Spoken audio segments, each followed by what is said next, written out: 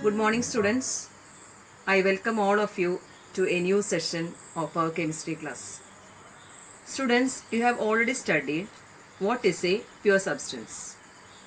And you know that a substance that contains only a single particle in it are called pure substances.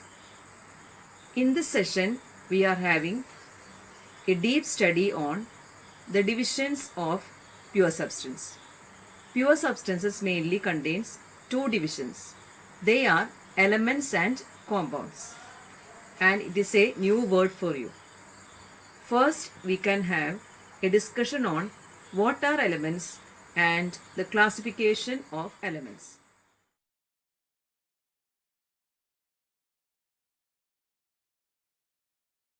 Robert Boyle was an Anglo-Irish natural philosopher, chemist, physicist and inventor.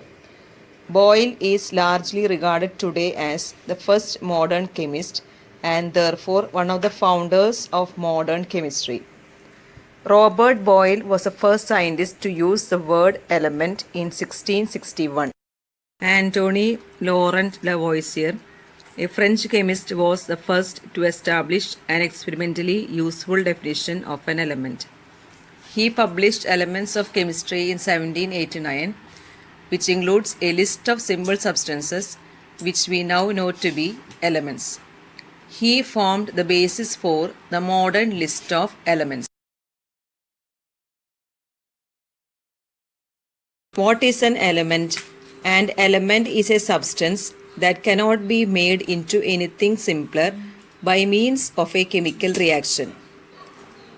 Antony Lavoisier defined an element as a basic form of matter that cannot be broken down into simpler substances by chemical reactions. Pure substances are mainly divided into two, elements and compounds. Elements are normally divided into three, metals, non-metals and metalloids. Next, we can discuss the physical properties of metals, non-metals and metalloids.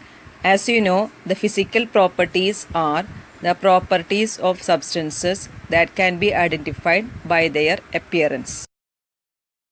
First, we can see which are the common physical properties of substances. First point is malleability. The property of substances that it can be beaten into thin sheets are called malleability. And you know, gold is the most malleable metal. Second property is ductility. The property of metals that it can be drawn into thin wires are called ductility. Example, gold, copper. The third property is metallic luster. Metals have luster. This means that they have shining appearance. Example, gold, copper, silver, iron, etc. Fourth property is sonority.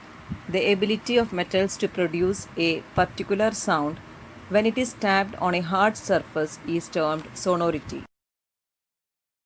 A conductor means any material that allows electric current to pass through it is defined as conductor. Copper, aluminium, steel, etc. are good conductors of heat and electricity. Metals are good conductors of electricity. Among the classification of elements, metals and non-metals are familiar for you. The new term is metalloid. Metalloids are elements that have intermediate properties between those of metals and non-metals. That is, they have some properties of both metals and non-metals. Silicon is a metalloid. Silicon is brittle like non-metal but can conduct electricity like a metal. Other examples are boron, germanium, etc. We can have a comparative study on the physical properties of metals, non-metals and metalloids. Generally, metals are shiny, that is, they are lustrous. Metals are malleable and ductile. They are also good conductors of heat and electricity, and they have high reactivity. Some examples of metals are gold, silver, copper, iron, sodium, potassium, etc. Mercury is the only metal that is liquid at room temperature. Going to non-metals, they are dull and brittle, that is, it can be broken easily. They are not malleable and they are not ductile. They are poor conductors of heat and electricity. They have only very less reactivity. Some examples of nonmetals are hydrogen, oxygen, iodine, carbon, bromine, chlorine, oxygen, etc. Moving to the metalloids, they share some properties of metals and at some of nonmetals. They are shiny and some are dull. Some are malleable and some are not. Some are ductile but some are not ductile. They are semiconductors of heat and electricity. Some examples are boron, silicon, germanium, etc.